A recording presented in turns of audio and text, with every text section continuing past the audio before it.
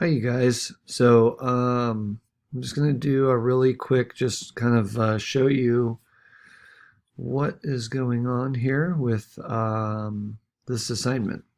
So you guys should have a piece of paper that looks like this, and we should also be on Canvas, and we should have this assignment pulled up, 9.1, Exploring the Behavior of Gases.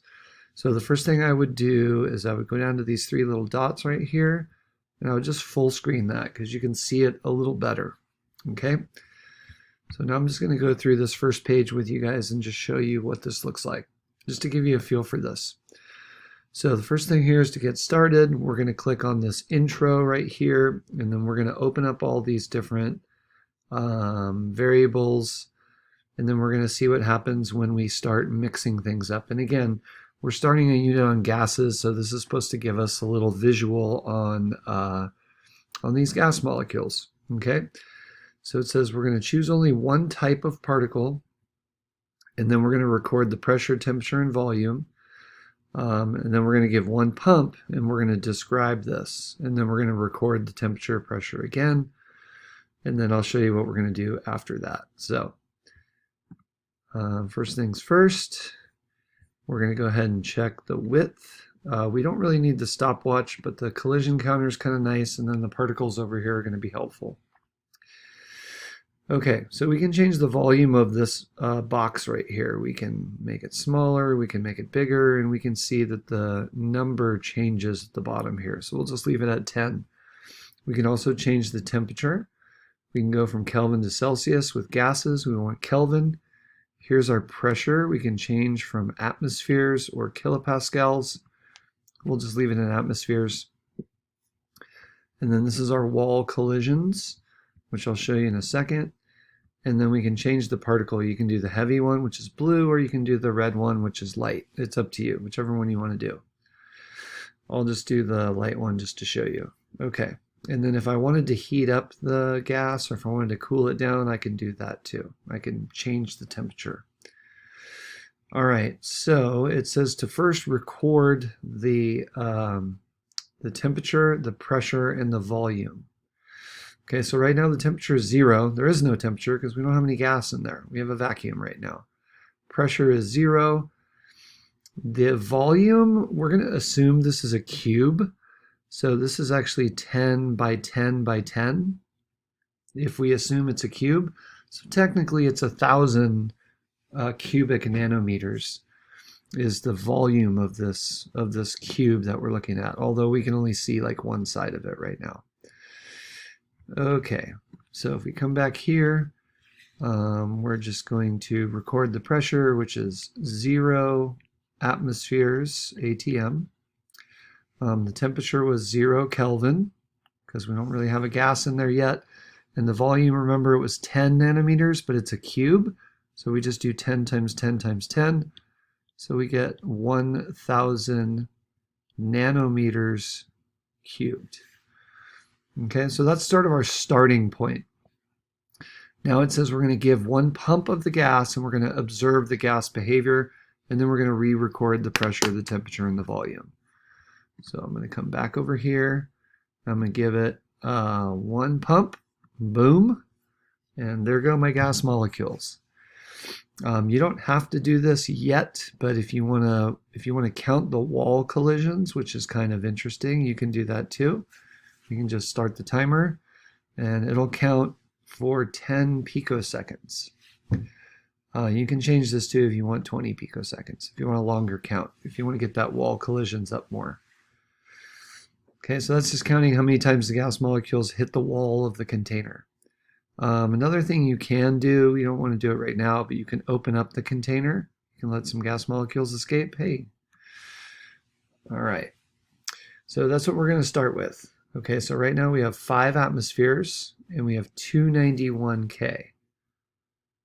So I'm going to come back over here, and there's 44 gas particles inside that cube right now. So 291 and 5 atmospheres. So I'm going to come back over here, and then what you guys are going to do is you just are going to, in this space right here, you're just going to explain, how would you describe the behavior of the gases? And if we re-record the temperature, I think it said 5 atmospheres. And I think it said 291 K. And then the volume, we didn't really change the volume, so it's still 1,000 cubic nanometers. Okay. It says record the number of particles and the pressure in the data table below, and then describe what you see. Again, you're just describing what do you see when you start increasing the number of particles. So I'm going to go down to the table here. Come back over here.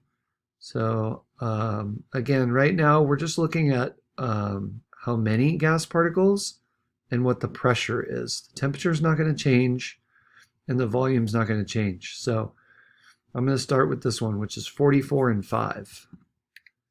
Okay, so if I come back over here, I have 44 particles, and my pressure is 5.0 atmospheres. So I'm just going to increase the number of particles and see what happens. And you can probably already figure this out. But we want to see if there's some sort of relationship here. So I'm going to give it another pump.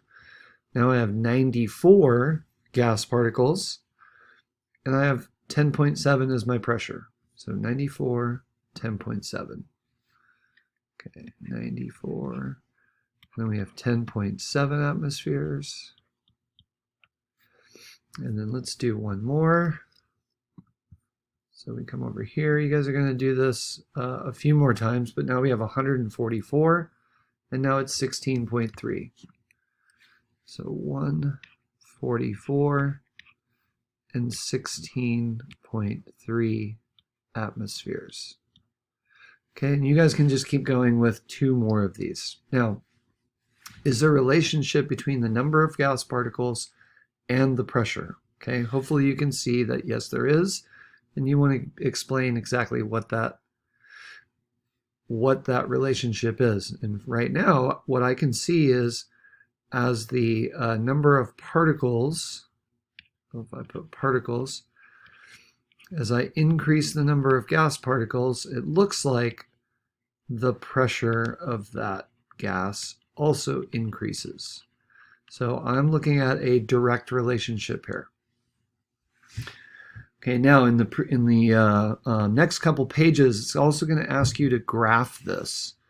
And what I'll show you is you just need to make a really pretty simple graph that looks something like this. And we're just going to get a ballpark. So it doesn't have to be perfect, but I'm going to go ahead and put the number of particles on the x-axis because actually, I'm going to put that on the y-axis because that's actually what I was. So I'm going to label this number of particles. And then pressure I'm going to put on the y-axis. Pressure. And don't forget to label these. So this is atmospheres.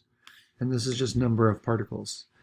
I put the number of particles on the x-axis because that's what we are actually manipulating. That's what I'm controlling. And the pressure is just the outcome of whatever I'm changing. So this is my, this is sort of my indirect variable, and here's my direct variable. Okay, so then what I'm going to do is I'm just going to do a rough scale. So this is about 150. So maybe I'm just going to do, I don't know, 25, 50, 75, 100, 125, 150, 175, something like that. And I would just, label these 50, 75, and so forth.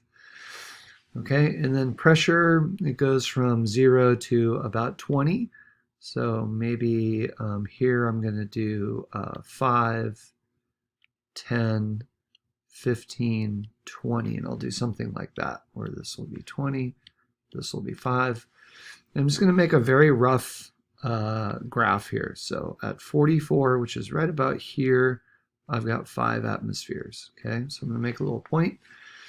Right around 100, so 94, it's 10.7, so I'm going to come up to 10, a little bit more, and I'm going to see something like that. And then 144, so there's 100, there's 125, there's 150.